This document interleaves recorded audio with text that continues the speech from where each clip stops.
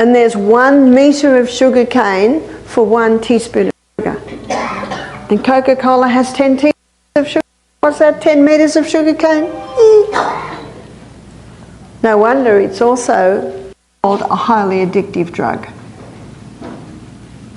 And how many, like your teas, your coffees, your Coca-Cola, I think you have Dr. Pepper, how many of those are a combination of these two? Then you've got a double whammy. She's a science teacher, she said 7,000 chemicals in the tobacco. It doesn't taste so bad. The cigarette doesn't go when it's in the ashtray. Stop smoking and then they're eating candies all day long. That's because they don't realise that they not only became addicted to the nicotine, but they also became addicted to the sugar. We're getting children born today with less alveoli in their lungs because they are born to smoking parents. One girl said, I stopped smoking when I fell pregnant. I said, well done, because your baby will get more oxygen.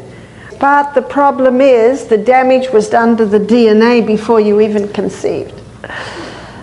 Now, if you're feeling very sad right now because you've done everything wrong, I've got some good news. The body can heal. We live in an incredible piece of machinery that has the ability to regenerate. That's the good news. And there are some doctors that are telling people drinks a week is good. Red wine's high in antioxidants. Well, Roundup's 99% water. Are we going to drink Roundup? See, it's the alcohol. The alcohol is a toxin. It was 15 years ago that the Australian Health Department released this statement. They said there is no safe dose of alcohol. That's quite something coming from the Australian Health Department. It's a neurotoxin. So the children being born with fetal alcohol syndrome, to parents that have 2 drinks a week, that alcohol damaging the DNA and directly compromises the development of the brain cells. Most people after these lectures, they go home with the magnifying glass straight to the laundry cupboard and have a look at what's in your laundry detergent. Have a look at what's in your washing detergent. It's not hard to know now, you just Google a name. Just Google a name and there you will see it. My daughter had her washing machine front loader, and the washing machine, you know, most people use too much laundry detergent, it wrecks the washing machine. These washing machines are so efficient, you could wash your clothes with water. Did you hear that? Because it's being pummeled and span and now what did they do in the old days? A couple of hundred years. The island down by the creek, they're just beating the clothes on the rock, and you go through their little villages and there's these beautiful white sheets and in the sun. No soap. Now if we had a man who's digging in the garden, it's a hot sunny day and he's perspiring profusely and he's got grime, slime all over him, yeah, a bit of soap's good. Do I use soap? I do, but I use biodegradable and I use about a quarter what they suggest.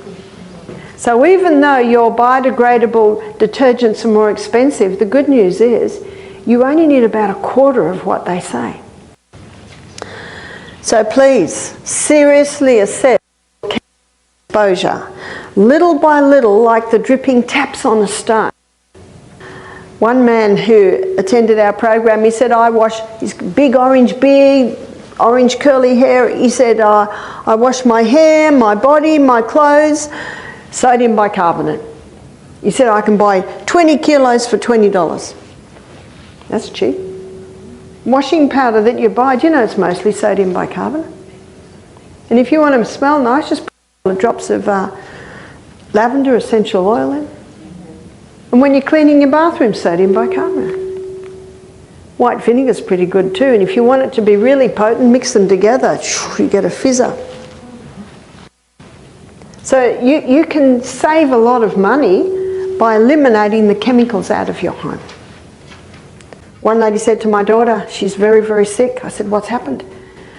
Oh, she's a student, but she's been getting money cleaning. And the cleaning products are making her so sick. They're so toxic. I said to her, well, this is what I do. In Australia, we've got a paste. It's called gumption. It's just sodium bicarbonate paste. You buy it and you scrub your shower and everything with it. I said, if I were her, I'd get sodium bicarbonate, gumption and white vinegar and maybe a little bottle of essential oil, so that when she's finished cleaning the bathroom, she just puts a couple of drops on the cloth, wipes the whole bathroom down. So when the lady or the man comes in, they go, oh, nice. Because we are sensory people. We've had some very sick cleaners attend our program, some very sick hairdressers, some very sick printers, farmers, because of the chemical exposure. And sometimes we don't see them till 40 years after spraying DDT. And at the end of the day, their clothes are wet with DDT. That has an effect. That has an effect. It builds up.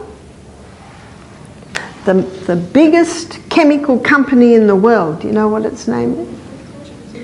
It's the pharmaceutical company. That's what drugs are. Drugs are chemicals.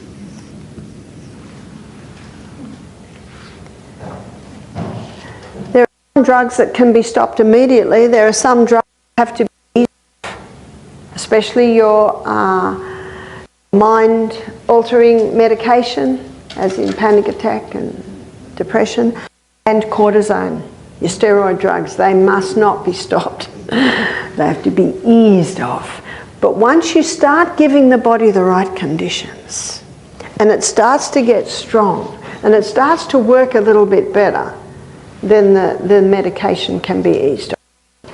What also damages the DNA is, and I be called chemical, and it's used extensively, is monosodium glutamate. It causes the nerve cells on the tongue to overfire, and when they overfire, the food tastes fantastic. That's a worry, isn't it? Do you know what that means? Bad, rotten food would taste nice. Scary. Be careful, they're giving it different names today. It's called natural flavour enhancer. That almost sounds healthy, doesn't it?